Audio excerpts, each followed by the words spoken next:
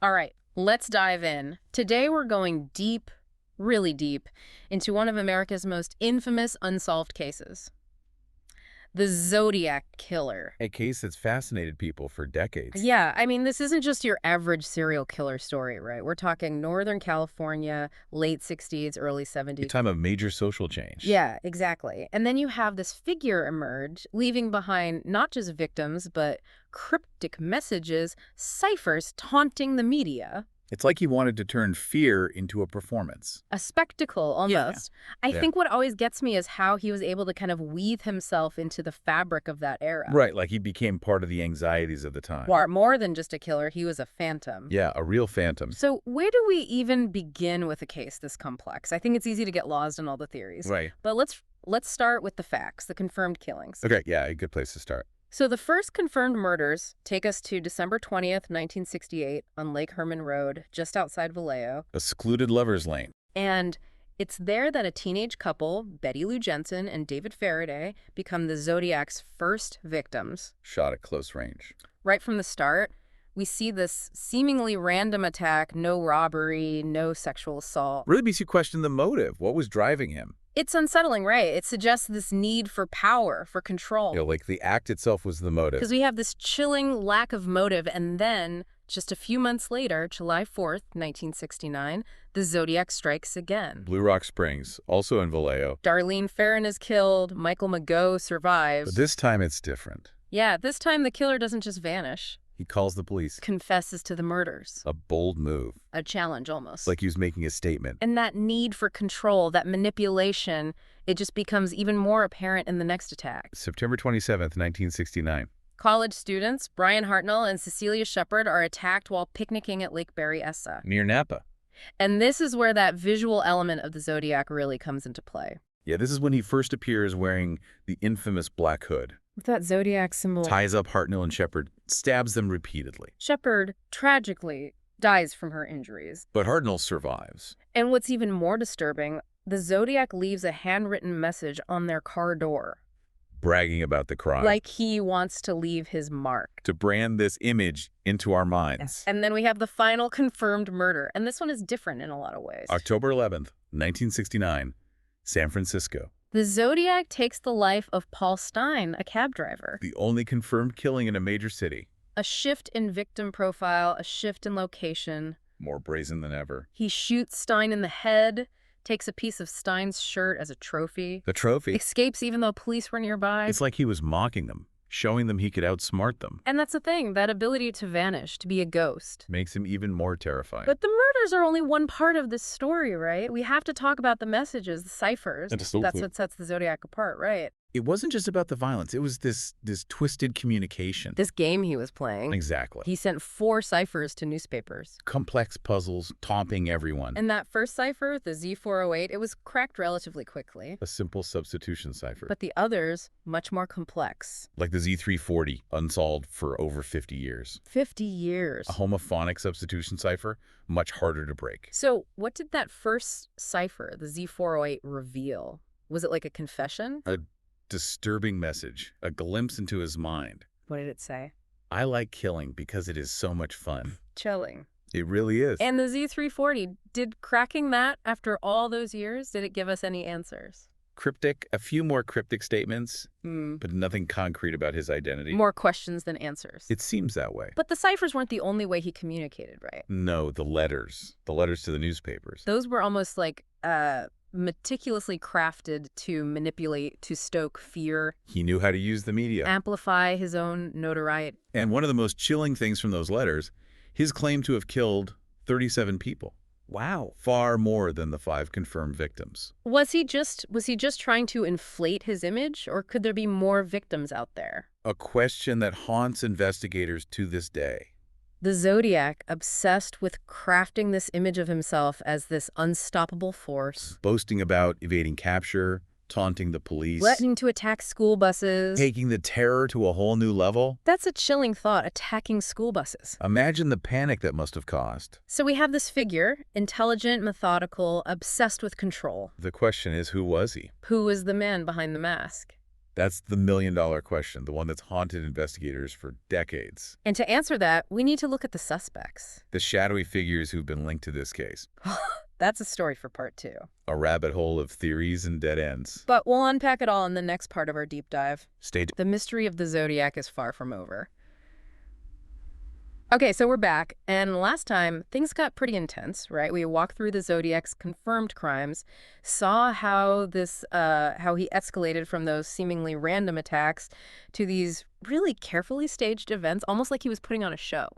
Yeah, he definitely had a flair for the dramatic. But the big question remains, who was the person behind it all? The puppet master. Exactly, the puppet master. So to get closer to that answer, I think we need to confront the suspects, the names, the faces that have been linked to the case. The usual suspects. All right, so let's start with probably the name that comes up most often, Arthur Lee Allen. Ah, Arthur Lee Allen. It's the one that always seems to be right there in the thick of it. Right in the mix. So for those who maybe aren't as familiar with the details, remind us, what made him such a strong suspect for so long? Well, a few reasons, I guess. First, his background fit a certain profile, convicted child molester, former teacher. Okay, that's a red flag right there. Right. Someone who'd shown a capacity for violence manipulation. But wouldn't a convicted child molester, target children? Why would he suddenly shift to adults seemingly at random? Yeah, that's a good question. It's a big leap. It is a big leap. Back then, criminal profiling was still kind of a new thing, Yeah. The assumption was, like, someone who abuses children will stick to that victim pool. Right. But that's not always how it works in reality. No. So the investigators, they focused on his capacity for violence, that apparent lack of empathy, and his history of manipulation. Okay, so we have the troubled past, the potential for violence, anything else? What else was pointing to Allen? Well, there were some interesting pieces of evidence. Like what? He owned a watch with the Zodiac logo. Really? Right. I mean, how common was that watch? Could it have been a coincidence? That's what investigators were trying to figure out. Right? Careless mistake or a deliberate taunt. Playing with them? Yeah. And on top of the watch, there was also that eyewitness identification. Right. Michael McGough, one of the survivors. The Blue Rock Springs attack. Years later, he identifies Allen as the shooter. Wow. So that must have been a huge moment for the investigation. Oh, absolutely. Put Allen right at the top of the suspect list. But there's a but here, right? If all signs pointed to Allen, why was he never charged? The but is DNA. DNA evidence. They tested it, and it didn't match. So close, yet so far. A classic Zodiac situation. He really is. Like he's always just out of reach. So if Allen wasn't the guy, who else came close? Well, in 2021, this cold case team, the Case Breakers, they came out with a new suspect, Gary Francis Post. Post, the house painter, right? That's the one. I remember that. That made headlines. Yeah, big news. A lot of people thought this could be it. So remind me, what was their evidence? What led them to Post? Okay, so they claim to have found all this new evidence, photos, decoded messages, all pointing to Post. Decoded messages, like from the ciphers. Some of them, yeah. And they also pointed to his facial scars, said they matched witness descriptions. Interesting. And his military background, tactical skills, knowledge of codes. Right. But was any of this corroborated? Did law enforcement buy it? That's where it gets, messy, I guess. A lot of officials and even some Zodiac researchers, they were skeptical. Skeptical of what? Of the evidence. They said it was all circumstantial, open to interpretation. So more questions than answers? Pretty much. And no DNA link? Nope. Just like with Allen, no DNA connecting Post to the crimes. Another dead end then. Well, it's hard to say for sure, The Zodiac case, never a simple answer. Never. But okay, we've got Allen, we've got Post, but there's another name I think we need to bring up, and it's a big one. Ted Kaczynski, the Unabomber. Whoa, okay, yeah, that's a whole other story. Right, on the surface, totally different crimes. Different time, different place. But there were those comparisons, weren't there? What was it about Kaczynski that made people connect him to the Zodiac? It was the communication, the way they both used language. Oh, you mean the cryptic messages? Yeah, the codes, the taunting, the way they both tried to manipulate the media. Like they were both playing this game. Very twisted game. Against the police, against the public. And Kaczynski, he was a genius with codes and ciphers, just like the Zodiac. So were there any actual links between them, or was it all just speculation? Just speculation as far as we know.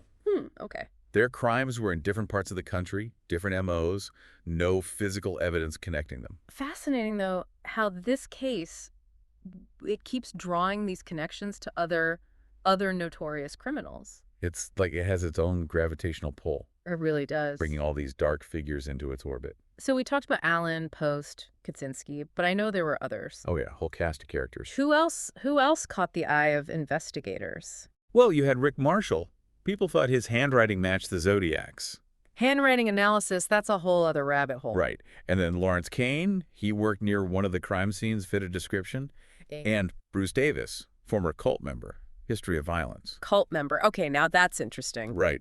But just like the others, none of these leads went anywhere. So many suspects, so many dead ends. It's almost like the Zodiac wanted to create this confusion, this web of possibilities, To keep us guessing. to ensure his legend lived on. But okay, so if the evidence against these suspects wasn't strong enough, what were the biggest challenges? What prevented investigators from solving this? Well, back in the 60s and 70s, forensic technology wasn't what it is today. Right, DNA was in its early stages. Exactly. Fingerprints were often smudged, inconclusive, not the sophisticated tools we have now. So even if they had good evidence, they might not have been able to analyze it properly. It's like having a piece of the puzzle, but you can't see how it fits. Ah, that's frustrating. And the Zodiac, he was good at covering his tracks. Changing his methods. Yeah, always one step ahead. So unpredictable. Made it hard to build a solid profile.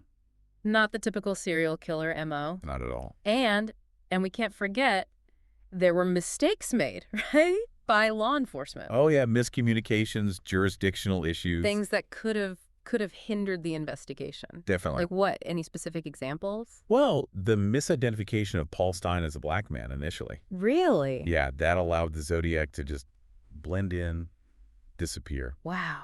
Those crucial early moments. They can make all the difference. So it was a perfect storm of obstacles, limited technology, a cunning killer, and then human error on top of it all. It's like everything aligned to let him slip away. So we've talked about the suspects, the limitations of the investigation, but I think there's another piece to this puzzle, and that's the cultural impact. Oh, absolutely. This case, it went way beyond the headline. Yeah, it became a phenomenon. It seeped into books, movies, TV shows. Endless speculation, theories. It just captured people's imaginations. And that's a whole other discussion, right? How this case took on a life of its own. A life of its own, yeah. That's a good way to put it. So listener, hang tight, because in part 3, we're going to explore how the Zodiac's shadow continues to loom large even today.